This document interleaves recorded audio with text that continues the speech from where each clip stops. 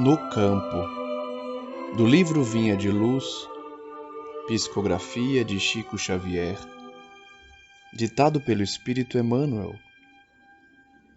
O campo é o mundo. Jesus. Evangelho de Mateus, capítulo 13, versículo 38.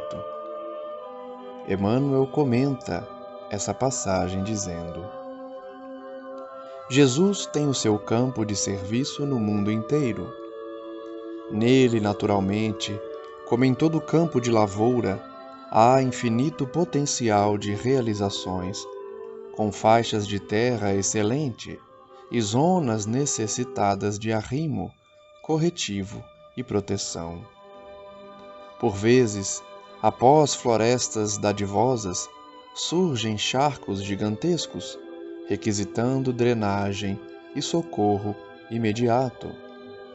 Ao lado de montanhas aureoladas de luz, aparecem vales envolvidos em sombra indefinível.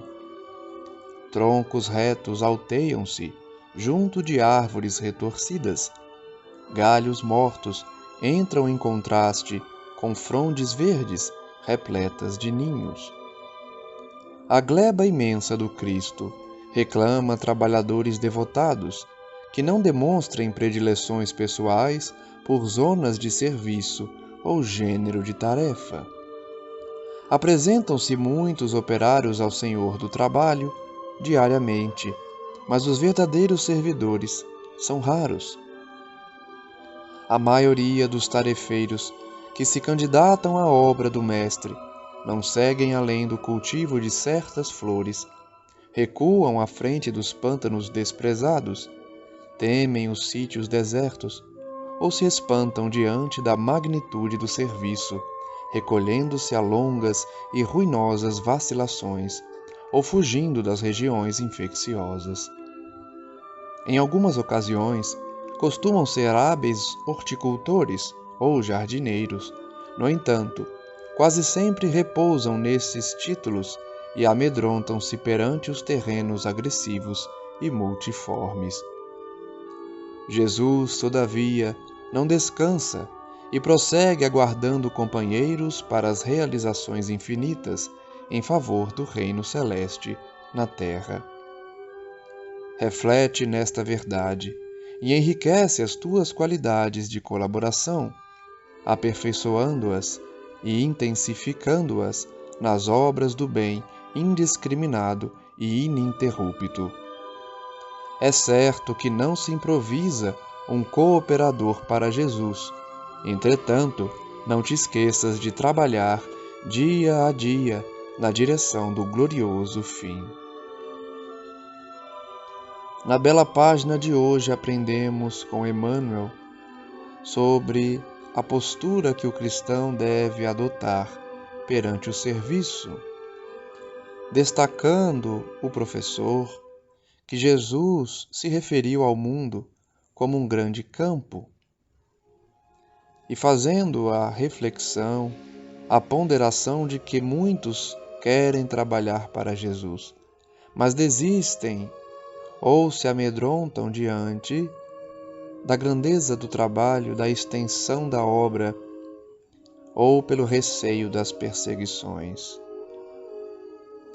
Emmanuel então vai dizer que Jesus tem o seu campo de serviço no mundo inteiro, e como todo campo de lavoura, existe um grande potencial de realizações nesse campo, com faixas de terra que são excelentes, zonas necessitadas de trato corretivo e proteção. Ele então vai comparar o mundo como essa terra que precisa receber o trabalho da lavoura, comparando então o campo da vida no mundo físico como florestas dadivosas que surgem muitas vezes ao lado de charcos gigantescos que precisam de drenagem, de socorro imediato porque estão inundadas essas regiões. Também há montanhas aureoladas de luz ao lado de vales envolvidos em sombra, troncos que sobem aos céus, ao lado de árvores retorcidas, galhos mortos ao lado de frondes verdes, cheias de ninhos. Vejam que Emmanuel compara o mundo a esse campo referido por Jesus, onde habitam beleza e fealdade, sombra e luz, perfeição da natureza e obstáculos que precisam ser solucionados. Por isso, essa terra imensa do Cristo precisa de trabalhadores devotados, indivíduos que queiram o trabalho e se coloquem à disposição para auxiliar, que não tenham interesses pessoais por algum serviço ou por alguma tarefa. O mesmo conselho de sempre, para que o trabalhador cristão não coloque seus interesses pessoais, seus interesses materiais, à frente do trabalho que pertence a Jesus. Emmanuel então vai dizer que muitos se apresentam para trabalhar todos os dias, mas os verdadeiros servidores são raros, porque a maioria dos tarefeiros que se candidatam à obra de Jesus somente cultivam algumas flores, recuando perante os pântanos, desprezados pela maioria, temendo diante dos sítios desertos, ou espantados diante da grandeza do serviço. Esses indivíduos então se recolhem em vacilações, fugindo de regiões infecciosas.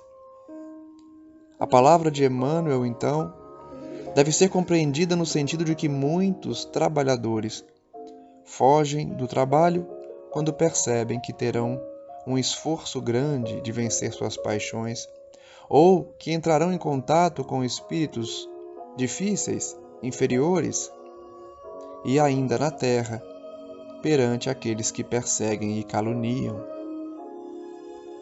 Emmanuel então continua, dizendo que muitos trabalhadores podem até ser hábeis horticultores ou jardineiros, mas repousam-se nesses títulos e amedrontam-se perante os terrenos agressivos.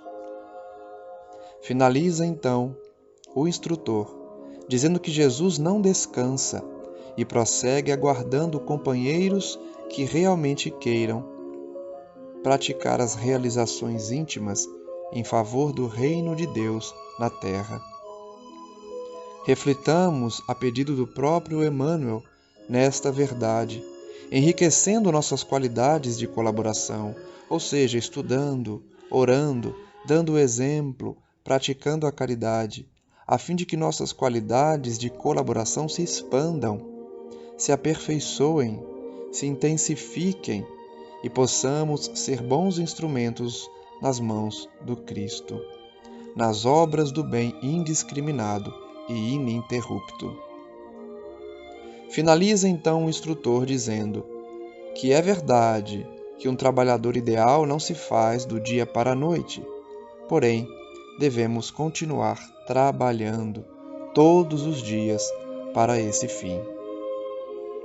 Ouçamos, portanto, Emmanuel, que, enviado pelo Cristo, nos aconselha a buscarmos o trabalho diário, não esmorecermos diante das dificuldades, nem mesmo diante da complexidade do serviço cristão. Porque em nenhum momento Cristo prometeu vida mansa ao cristão, mas sim dedicação no cotidiano, todos os dias, a fim de implantar o reino celeste na terra. Que possamos nós, nesse sentido, ser considerados verdadeiros trabalhadores da senda divina, nos candidatando ao serviço cristão com o coração limpo e com a intenção de servir, sem qualquer interesse mesquinho ou pessoal por trás da nossa conduta. Dessa forma estaremos sendo instrumentos de um trabalho maior de regeneração da terra, diante de tantos que necessitam ouvir a palavra do Senhor e, especialmente, enxergar nos outros a possibilidade de serem também cartas vivas do Evangelho. Que assim seja.